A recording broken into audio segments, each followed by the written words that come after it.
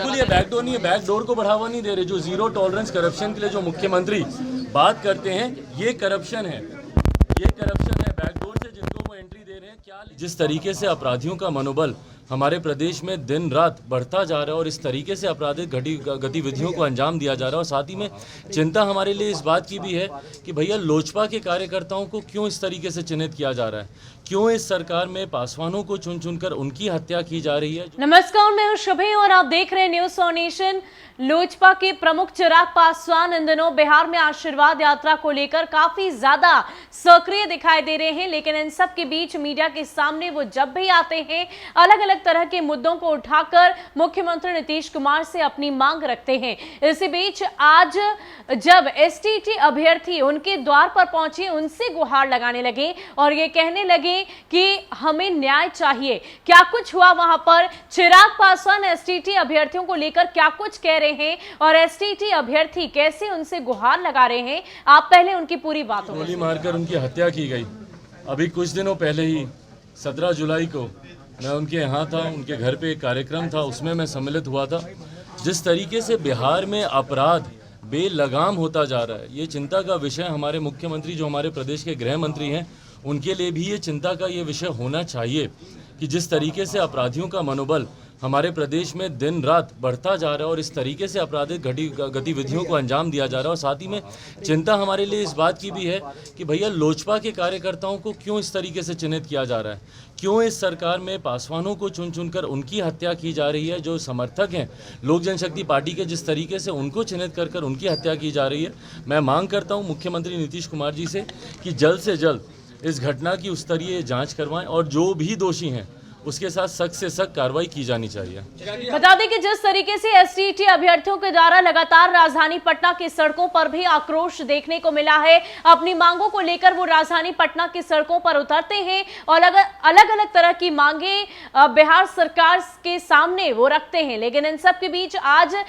तक उनकी मांगों को पूरा नहीं किया जा सका है। यही वजह है कि अलग अलग नेतागण के सामने जाकर एसटीटी अभ्यर्थियों को गुहार लगानी पड़ रही है। इसी कड़ी में कुछ युवक ने जाकर चिराग पासवान के समक्ष अपनी परेशानियों को रखा और इसी कड़ी में चिराग पासवान ने साफ तौर पर कहा है कि सरकार को इन बातों का संज्ञान लेना चाहिए, क्योंकि जिस तरीके से जिस रेट से बिहार में बेरोजगारी दर लगातार बढ़ती जा रही है, ऐसे में यही वजह है कि अभ्यर्थियों के द्वारा मेहनत की जाती है, उनके द्वारा परीक्षा पास की जाती है, लेकिन उस मेहनत का फल उन्हें नहीं मिल पाता। इसके अलावा अगर चिराग पासवान की बात करें तो बिहार में बढ़ते हुए अपराध को लेकर भी चिराग पासवान ने साफ तौर पर कहा है कि बिहार में अपराधी बेलगाम है, ना तो प्रशासन का खौफ उनके भीतर है और ना ही सरकार की तरफ से उन पर लगाम लगाया जा रहा है। क्या कुछ कह रहे हैं चिराग पासवान इस पूरे मसले को लेकर, आप एक बार फिर उनकी बातों को सुनिए।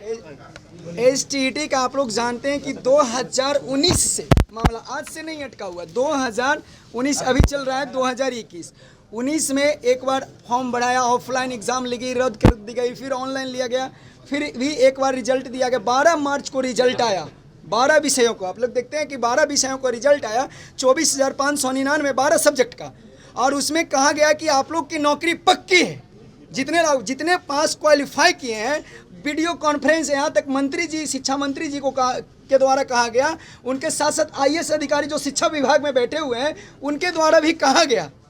तो अब मैं कहता हूँ कि हम लोग को नौकरी पक्की 12 मार्च को ये कहें, और फिर 6,000 लोगों का 3 विषय का टोटल 30,696 को नौकरी पक्की की गई। लेकिन 21 जून को क्या किया गया, जो टैलेंटेड बंदा और जेन्युइन बंदा थे उनको नॉट मेरिट और मेरिट के नाम पर डिवाइड किया गया और बांटा गया। और बैक डोर से बहुत सारे बंदों को बेल्ट्रॉन के द्वारा कॉल आता था, जो कमेटी की बैक डोर से लाया गया, और जो हमारे टैलेंटेड बंदा और जेन्युइन बंदा जो बेचारे हैं पढ़ने वाला, उनको बाहर कर दिया गया। और जो बैक डोर से जो टैक्स के जैसे भी लाए हम नहीं कर सकता हूँ, लेकिन वो बंदे को एंट्री किया गया और मेरिट में करके और नॉन मेरिट करके डिवाइड किया गया। क्या है शॉर्ट में बताइए। हम लोग की मांग है, हम लोग की मांग ये है सर कि जो भी क्वालिफाई किए हैं स्टेट में, उन्होंने कहीं न कहीं मेहनत करके अपना जो है कि ए पोस्ट सिक्योर किया है और एग्जाम को क्वालिफाई किया है, तो बस सरकार से यह निवेदन है कि जो भी इस पात्रता परीक्षा को पास किया है, पात्रता कम जो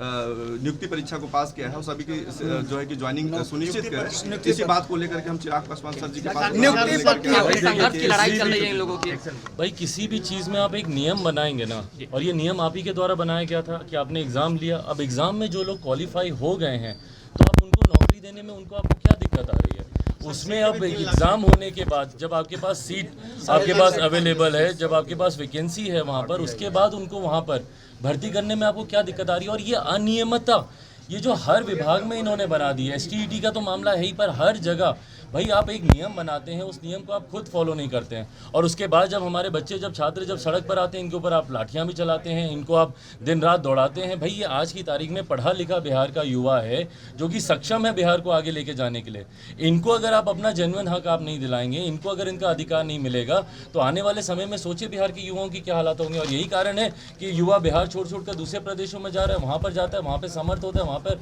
अच्छा काम कर लेता है, पर अपने ही प्रदेश में उसको दबाया जाता है, उसको अपने ही प्रदेश में उसके हक अधिकार नहीं मिलते। तो मैं भी राज्य सरकार, खासतौर पर मुख्यमंत्री नीतीश कुमार जी से मैं आग्रह करता हूं कि जो वैकेंसीज हैं STET के छात्रों को लेकर, जिस आधार पर आपने एग्जाम करवाए थे, जिस आधार पर इनके रिजल्ट आए थे और जिसके आधार पर इनको चुना गया था, चुने जाने के बाद क्या कारण बना कि भैया आपने इनको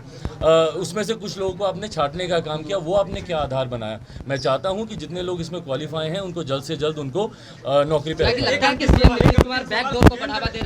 बिल्कुल ये बैकडोर नहीं है, बैकडोर को बढ़ावा नहीं दे रहे। जो जीरो टॉलरेंस करप्शन के लिए जो मुख्यमंत्री बात करते हैं, ये करप्शन है, ये करप्शन है। बैकडोर से जिनको वो एंट्री दे रहे हैं, क्या